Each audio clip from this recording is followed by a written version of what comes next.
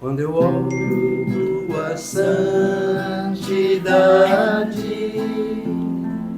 quando eu vejo tua formosura, quando tudo me escurece devido ao teu resplendor,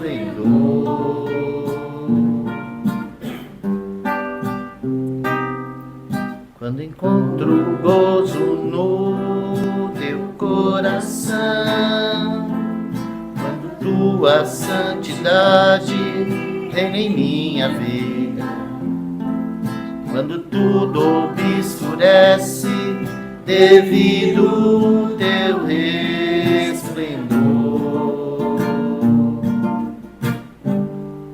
Te adoro, Senhor, te adoro, Senhor.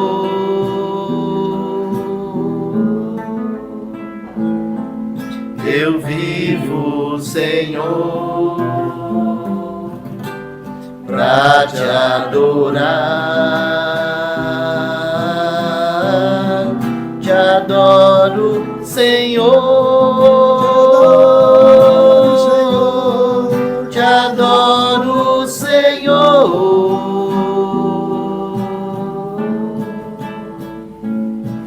Eu vivo, Senhor,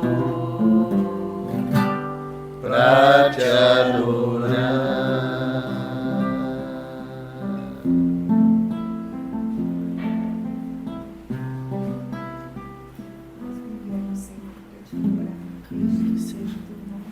Vamos abrir a palavra lá no Salmo, no número 36. Salmo 36, versículo 9. Esse salmo ele começa de uma maneira bastante deprimente, mas na medida que o salmista tira os olhos dos ímpios e coloca os olhos no Senhor, então ele ganha uma outra conotação, né? Então eu quero ler apenas o versículo 9, onde está escrito assim: porque em ti está o manancial da vida, na tua luz veremos a luz. Tem uma outra tradução que eu gosto um pouco mais, que diz assim: porque na tua luz temos luz. Isso, exatamente. E na tua luz temos luz. Um outro fala assim: pois em ti a fonte da vida, graças à tua luz somos iluminados. Oh, muito boa, essa é melhor. Essa é melhor. Essa é melhor. Graças à tua luz somos iluminados. Muito boa mesmo. Hoje eu gostaria de continuar falando sobre esse assunto, ainda que eu me preparei hoje para tratar com os irmãos sobre aquela terceira roupa de José, a roupa de encarcerado. Mas ontem eu estive ministrando sobre esse assunto e faltou muita coisa, sabe? E o Senhor colocou no coração de eu continuar aquele encargo de ontem. E eu vou deixar para falar sobre aquela túnica quando o Vini estiver com a gente, para ele poder acompanhar e a gente dar continuidade. Então hoje nós vamos tratar desse assunto da luz. E nós vamos colocar junto desse texto um outro texto que está no Evangelho de João, capítulo 8, versículo 12. Assim, eu já devo ter dito isso para os irmãos, mas eu penso que nunca é demais a gente falar isso. O Evangelho de João, diferente dos outros evangelhos, ele é direcionado para a igreja. Nós podemos dizer assim, que o Evangelho de Mateus, ele foi escrito e direcionado para os judeus. O Evangelho de Marcos, ele foi escrito e direcionado para os romanos. O Evangelho de Lucas, ele foi escrito e direcionado para os gregos. E o Evangelho de João foi escrito para a igreja. Então é muito importante essa divisão, ainda que nós precisamos de todos eles. Mas é muito importante essa divisão para o nosso conhecimento, né? E para o nosso crescimento. E aqui no Evangelho de João, Mateus para os judeus, Marcos para os romanos. Para os romanos. Por quê? Mateus, ele apresenta Jesus como o Messias, o rei. O rei dos reis. E você pode ver que tudo aquilo que o Senhor ensina em Mateus vai muito acima da lei, de toda a religiosidade deles. Por isso que o Evangelho de Mateus, você vai ter 5 séries de ensinos, onde nos é apresentado aquele que é maior do que Salomão. Vamos dizer assim, se Salomão era o top deles, o Senhor fala assim, está aqui quem é maior que Salomão. Agora, o Evangelho de Marcos, você vai encontrar a palavra-chave do Evangelho de Marcos é imediatamente. E se você estudar o Evangelho de Marcos, você vai ver que é tudo muito prático, como eram os romanos. Ou seja, para os romanos, eles não queriam saber de filosofia, eles queriam saber como que aquilo funcionava na prática. Então, lá em Marcos, você encontra o médico dos médicos, é lá que ele está. Lá é tudo prático. Quando nós chegamos em Lucas, então nós vamos encontrar o homem perfeito, aquilo que os gregos buscavam e nunca acharam, o homem perfeito, Lucas nos apresenta. E quando nós chegamos no Evangelho de João, então, como que é precioso o Evangelho de João? Como nós precisamos de revelação para compreender o Evangelho de João. Porque o assunto do Evangelho de João é a graça e a verdade. É maravilhoso o Evangelho de João. E o Evangelho de João, ele pode ser dividido, eu já fiz essa divisão em alguns estudos com vocês, ele pode ser dividido assim, em 3 partes fundamentais, onde nos ajuda a compreender quem é Deus e quem nós devemos ser como filhos de Deus. Porque o Evangelho de João apresenta Jesus como o Filho de Deus. E o que ele veio fazer aqui? Ele veio aqui, caiu na terra e morreu para produzir muitos frutos, ou muitos filhos. Então, a primeira parte do Evangelho de João, ali do capítulo 1 ao capítulo 7, a palavra-chave é vida, ainda que tem outras, mas a palavra principal é vida. E essa vida está relacionada com o Espírito, com o nascimento do Espírito. É a vida Zoe. Essa vida Zoe que estava em Deus, que veio até nós, e que agora todos quanto receberam, têm ela. Então, a primeira parte, ele vai falar desse início da nossa carreira, né? Nós nascemos do Espírito. Deus é Espírito. Está lá em João 4. Deus é Espírito. Essa é a primeira palavra. Deus é Espírito. E importa que os seus adoradores também o adorem em Espírito. Você vê? Então, se nós estudarmos todo o assunto da igreja nas epístolas, nós vamos ouvir, por exemplo, Paulo nos ensinar a seguinte frase, né, sobre esse assunto espiritual. Andai no Espírito. Não é assim que diz lá Romanos 8? Sim. Que nós temos que andar no Espírito. Então, por um lado, nós temos o conhecimento de quem é Deus. Por outro lado, nós descobrimos quem devemos ser, nessa primeira parte. Aí, nessa segunda, onde nós tiramos esse texto com o assunto da luz, qual que é o assunto aqui? Deus é luz. Então, começa falando do caminho da vida. E aí, depois, nos é apresentado o caminho da luz. E quando nós vamos falar do caminho da luz, ele está muito relacionado com a palavra. Agora, quando nós olhamos para a palavra, né, aqui mesmo, esse texto, ele fala luz da vida. Mas nós vamos encontrar um outro texto lá em Filipenses. A vida, isso, é do capítulo 8 até o capítulo 12, versículo, deixa eu achar aqui, só para vocês verem. 8? É do 8 até o 12, versículo 36. Aqui termina esse assunto do caminho da luz. Então ele vai concluir dizendo assim, enquanto tendes luz, crede na luz para que sejais filhos da luz. Ou seja, esse é o nosso chamamento. Deus é a luz. E ele veio ao mundo para que nós, através da luz dele, nos tornemos filhos da luz. E nós vamos encontrar também, né, esse ensinamento, se eu não me engano, lá nas epístolas de João, onde ele vai dizer para nós assim, andai na luz, ou se andarmos na luz, como ele na luz está, temos comunhão uns com os outros. Ele fala assim, Deus é luz, né? E nele não há treva alguma. 1 João, né, capítulo 1, se eu não me engano, versículo 5. Deus é luz e não há nele treva algumas. Se andarmos na luz, como ele na luz está, temos comunhão uns com os outros. E o sangue de Jesus Cristo, seu Filho, nos purifica da ira também, viu? De cada pecado. Agora, do capítulo 13 até o capítulo 21, do 13 até o 21, você vai ver assim, ó, logo do início, ó, capítulo 13, ele começa assim, ó. Ora, antes da festa da Páscoa, sabendo Jesus que já era chegada a sua hora de passar desse mundo para o Pai, como havia amado os seus que estavam no mundo, amou-os até o fim.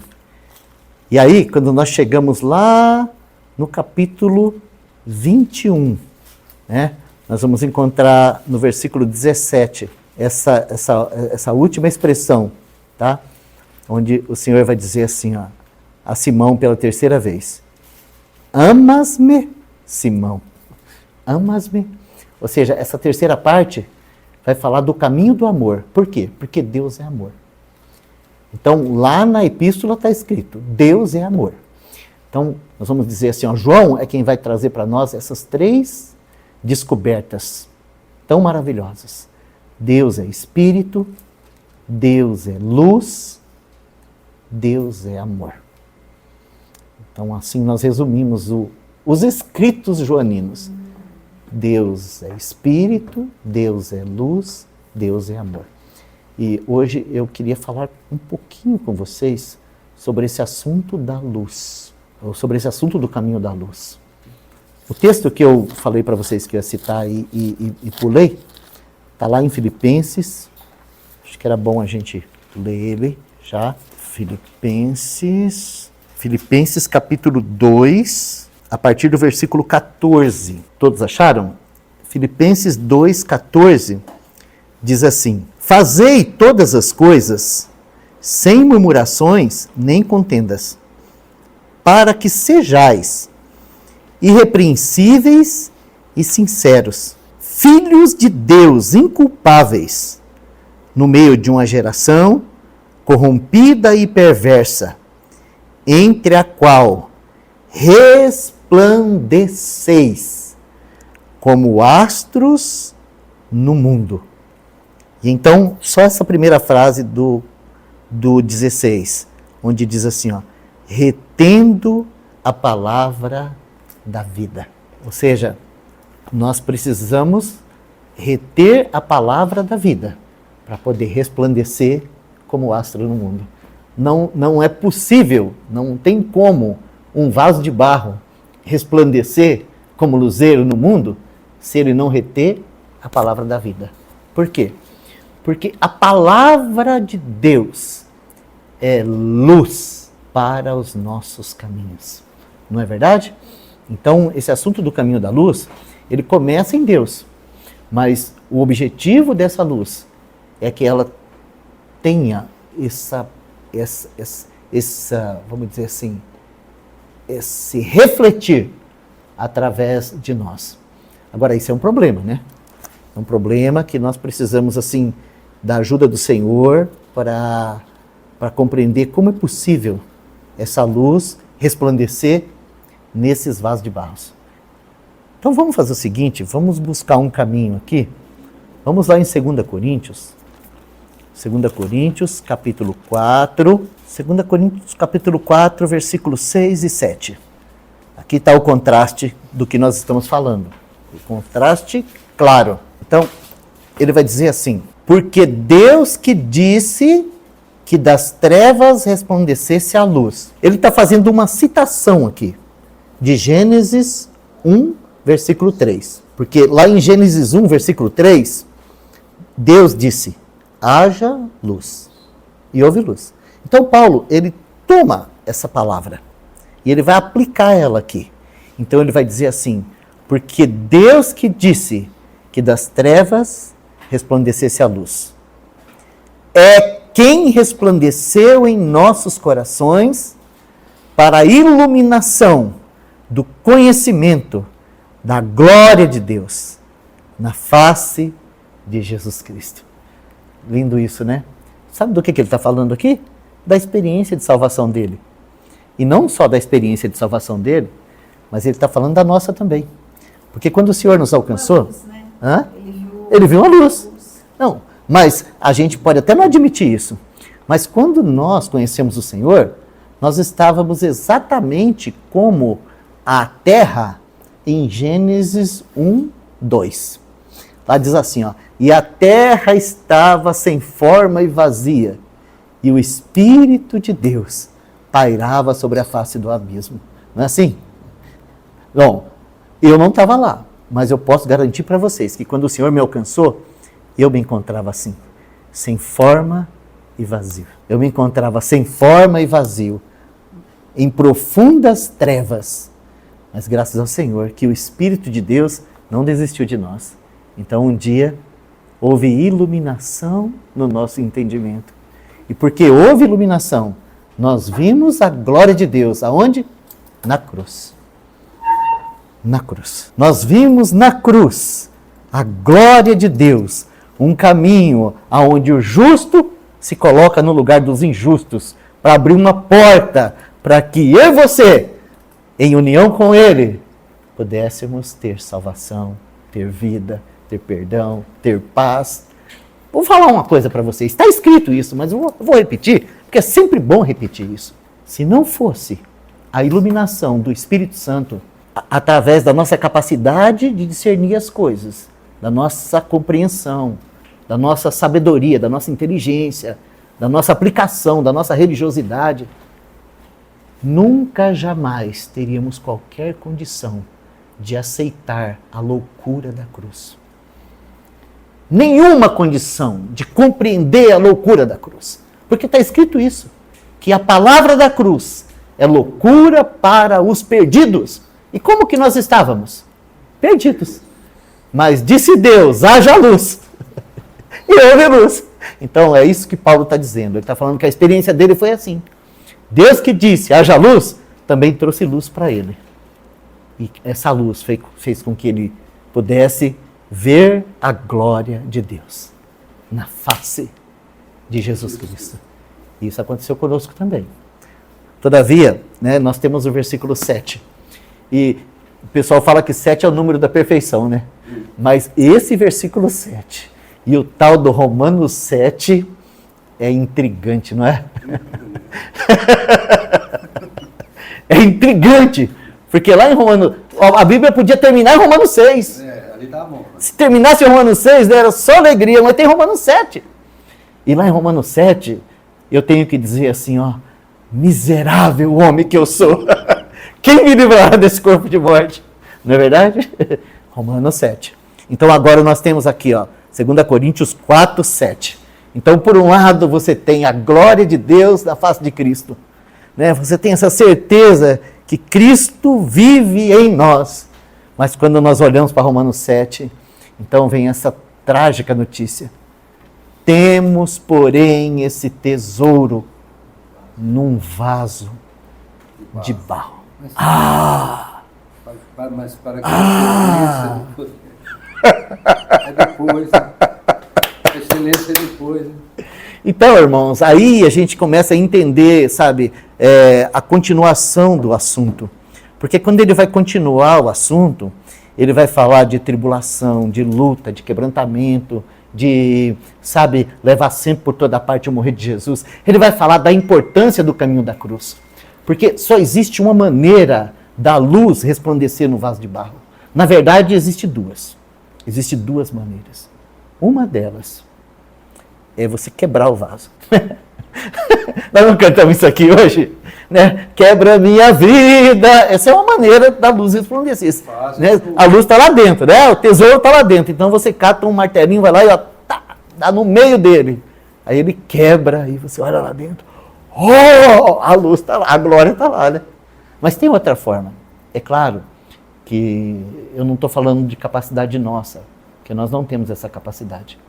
Mas o nosso Senhor nos chamou e nos deu a cruz, não apenas como um caminho de redenção, mas Ele nos deu a cruz como uma ferramenta de tratamento.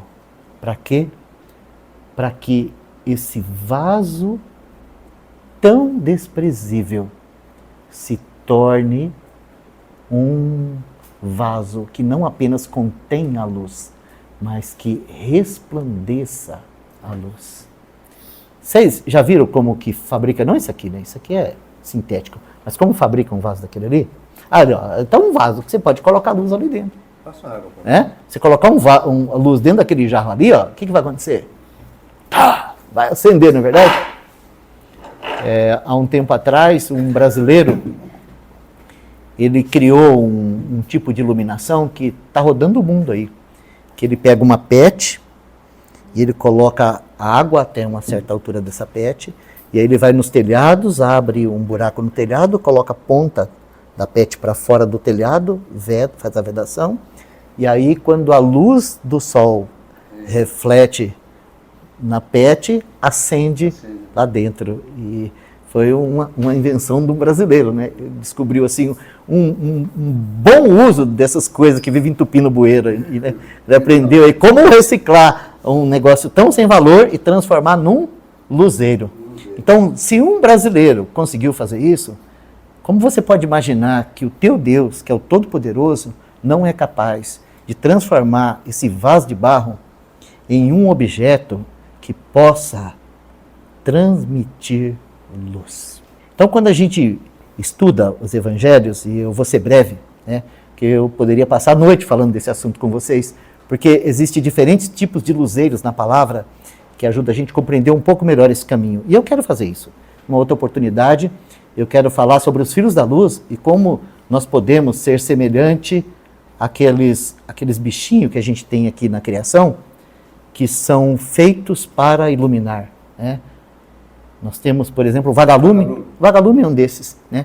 Que ele é feito para iluminar. Então, ele é gerado em uma condição, né?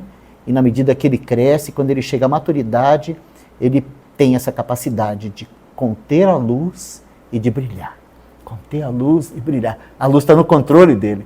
Mas esse é um outro assunto que num outro dia nós vamos estudar também.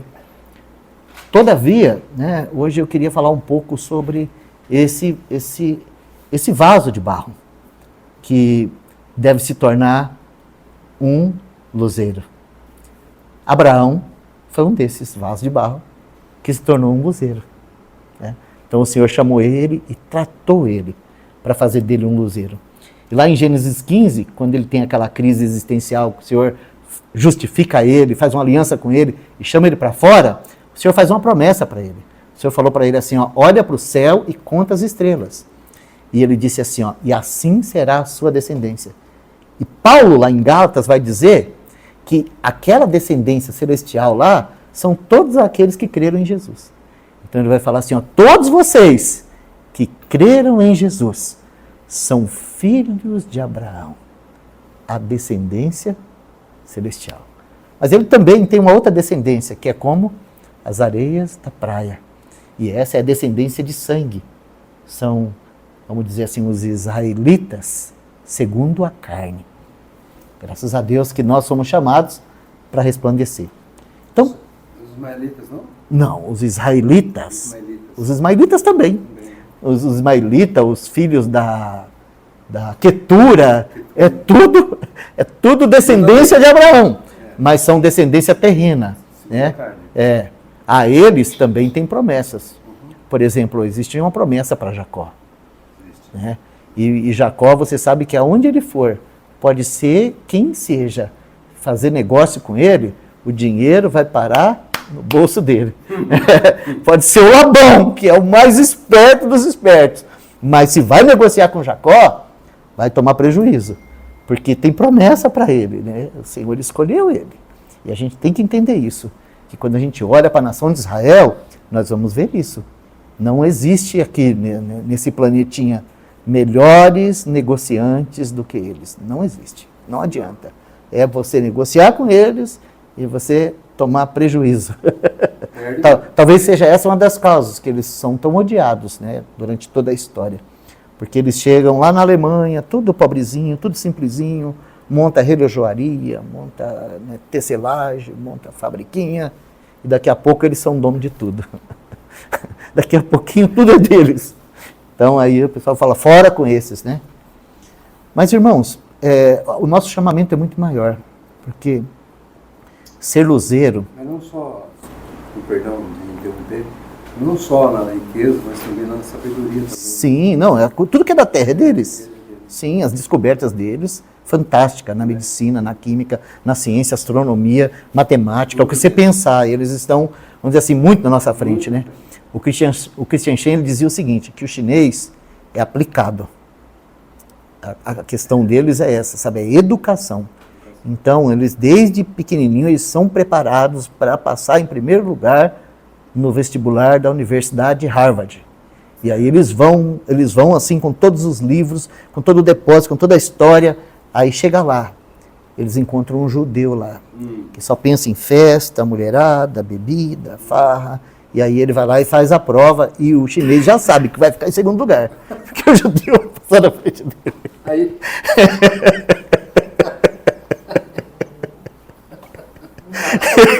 Essa foi boa, viu? Sim, difícil, né? Difícil, né? Difícil. Não dá para competir. Não dá. Mas o Senhor fez algo melhor conosco, né? Ele nos fez para a eternidade. Então, inclusive, eu vou citar o texto, porque todas as vezes que eu falo de luzeiro, eu me lembro desse texto com muita alegria, sabe? Ele está lá em Mateus, capítulo 13, versículo 43. Então, os justos resplandecerão como o sol no reino de seu Pai. Quem tem ouvidos para ouvir, ouça. Existe uma pedra aqui na Terra que, assim, naturalmente falando, ela é feita com um material também bastante, vamos dizer assim, bastante simples, né? Ela é feita de carbono. Carbono é o mesmo material que a gente usa aí para escrever nos lápis, né? Coisa tão simples. Mas se esse carbono for colocado sobre a pressão correta, tá? E o calor correto, e ficar lá o tempo correto, ele vai se tornar uma pedra preciosa. Uma pedra preciosa, né? O irmão Christian diz que o jaspe, na Bíblia, é uma representação daquilo que nós conhecemos como o diamante. Agora, o diamante, em Apocalipse nós vamos encontrar lá. O diamante é uma pedra preciosa, né? Agora, o diamante ele é interessante, porque quando o Senhor chamou, por exemplo, Pedro, quando o Senhor chamou Pedro lá para caminhar com ele, Pedro não chamava Pedro. O nome do Pedro era Simão. E assim, né, é claro que essa palavra Simão vem lá do Simeão, né, que significa aquele que ouve. Mas naqueles dias, nos dias de Pedro, esse nome Simão era uma coisa muito comum. Ele era apenas um pescador. Ele era barro. Ele era um torrão. Ele, se não fosse o Senhor na vida dele, era nada vezes nada. Era só isso. Ele ia viver a vidinha dele lá na beira do rio. É que nem João, Isso. Ia viver a vidinha dele de pescador lá na beira do rio, ia morrer e acabou. É só isso. Mas o Senhor é tão maravilhoso, né? Que o Senhor chamou ele e falou assim para ele, falou assim, ó Simão, você será chamado Pedro. E essa palavra Pedro, ela já significa pedra. Então, o Senhor, ele pega aquela pedra. Ele pega na mão aquela pedra. E ele vai trabalhar com aquela pedra.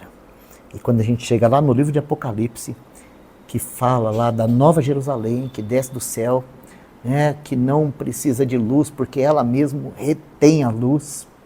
O Senhor é a luz, o Cordeiro é a luz, e ela é transparente. As portas delas são de pérolas. E uma dessas pérolas é Simão. São várias pedras lá. Né? Uma delas é Simão. E é muito maravilhoso isso, ver que o Senhor pegou aquela pedra bruta e transformou ela numa pedra preciosa. Então nós falamos, né, o diamante.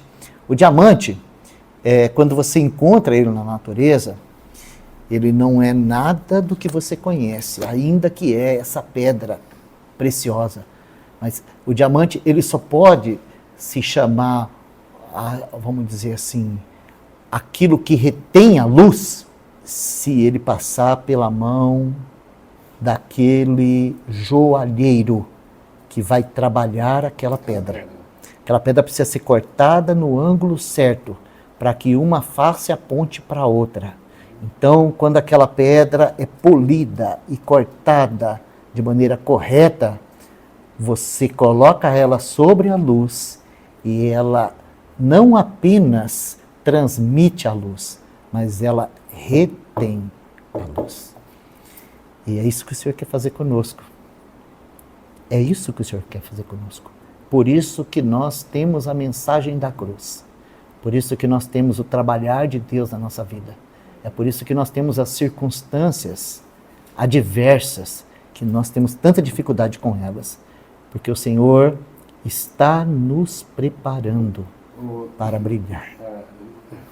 Esse é o propósito. Aqui no fundamento do muro da cidade estavam adornados de toda a pedra preciosa. O primeiro fundamento era jaspe. O primeiro fundamento é Pedro, jaspe, que é o diamante, como nós conhecemos. O segundo, safira. O terceiro, calcedônia. O quarto, esmeralda. O quinto, sardônica. O sexto, sárdio. O sétimo, crisólito. O oitavo, berilo. O nono, topázio. O décimo, crisópraso. O 10º, jacinto. E o 12º, ametista. Você vê? Eu tenho topázio lá em casa. Só que o topázio na minha mão não vale nada. É só uma pedra bruta. É só uma pedra bruta que quando eu fui lá em Rondônia, eu visitei o garimpo e eu ganhei topázio lá. E eu trouxe lá umas 5, 6 pedras de topázio. Eu só gostaria de encontrar um joalheiro que falasse assim, ó, me dá isso aqui que eu vou fazer para você, uma pedra preciosa. Porque para que ele se torne aquela pedra que retém a luz, ele precisa ser trabalhado, ele precisa ser polido, ele precisa ser cortado. E isso só um especialista é capaz de fazer. Sabe? É isso que o Senhor está fazendo conosco hoje. Graças a Deus. Porque se o Senhor não trabalhar conosco, nós seremos sempre esse vaso de barro que só serve para esconder a luz. Só. Então o Senhor tem duas maneiras de trabalhar conosco. Ou Ele quebra o vaso, ou Ele transforma o vaso. Então nós podemos dizer assim que Pedro foi transformado de glória em glória numa pedra preciosa. Como diz o irmão Stephen Cowley, de tribulação em tribulação. Sofreu por quê? Porque ele era muito cheio dele mesmo. E esse é o nosso problema. A gente sabe tudo, a gente se acha preparado, a gente acha que a nossa condição está ótima, porque a gente nunca para nos ver à luz da glória de Cristo. A gente está sempre nos comparando com os irmãos. Então fala, não, eu sou melhor que o Rui, estou bem na frente dele, tá bom já. Não, o Senhor ele tem um trabalho conosco e Ele quer que sejamos todos esses que Cristo pode resplandecer através das nossas vidas. Vamos ler um último texto que está lá em Efésios, capítulo 5, a partir do versículo 8. Diz assim, eu vou ler, vou começar um pouco atrás. Efésios capítulo 5, a partir do versículo 6. Ninguém vos engane com palavras vãs, porque por essas coisas vem a ira de Deus sobre os filhos da desobediência. Ninguém vos engane com palavras vãs, porque por essas coisas vem a ira de Deus sobre os filhos da desobediência. Aqui ele está nos chamando para andar de maneira digna do nosso chamamento, sabe? E aí ele vai citar uma série de coisas. Então ele começa assim, tá?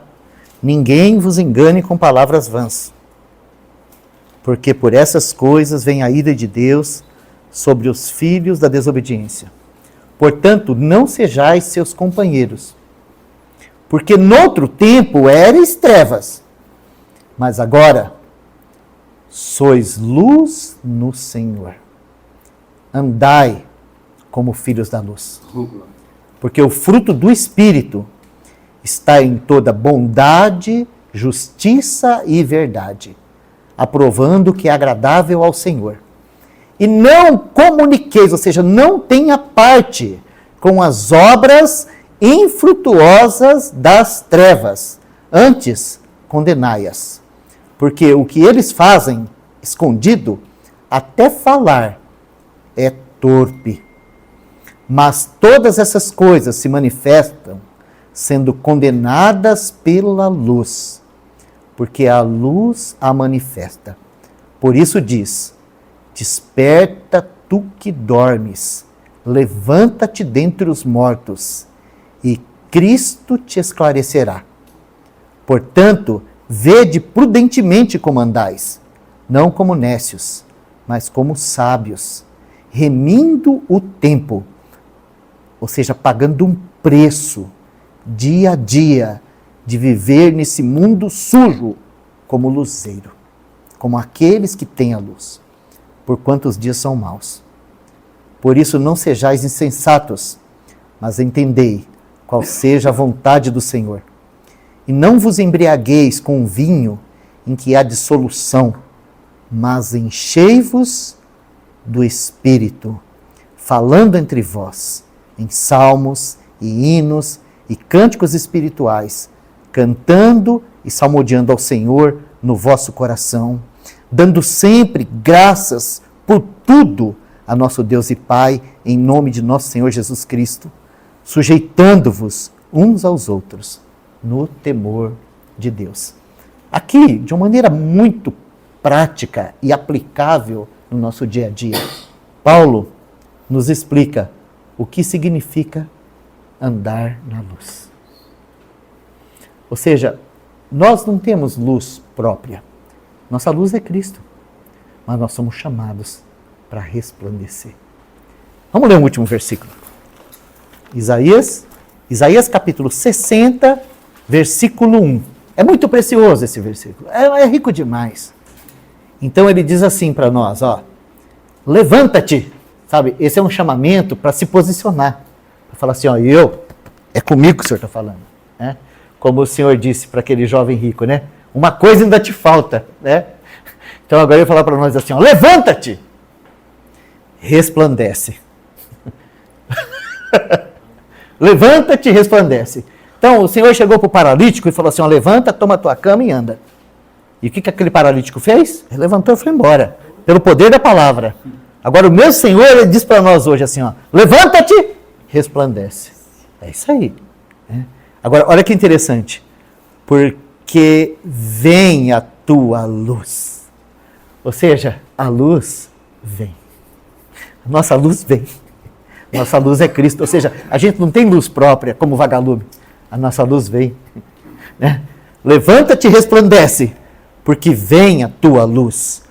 E a glória do Senhor vai nascendo sobre ti. Não é maravilhoso isso? Essa é a promessa do Senhor para os filhos da luz. Nós somos os filhos da luz. Nós podemos dizer assim, ó, que o luzeiro que deve resplandecer está pronto. Nosso Senhor está pronto. Ele é o sol da justiça. Quando ele apareceu para o Saulo de Tarso, lá no caminho de Damasco, ele viu a luz, mais luz que ele já havia visto em toda a sua vida. Quando nós estudamos a vida do apóstolo Paulo, o que nós vemos ali? Um luzeiro que mesmo em cadeias resplandece. E nós somos iluminados de uma maneira tão graciosa com a vida e o testemunho desse nosso amado irmão, não é verdade? Muito bem. Esse chamamento é para mim e para você também.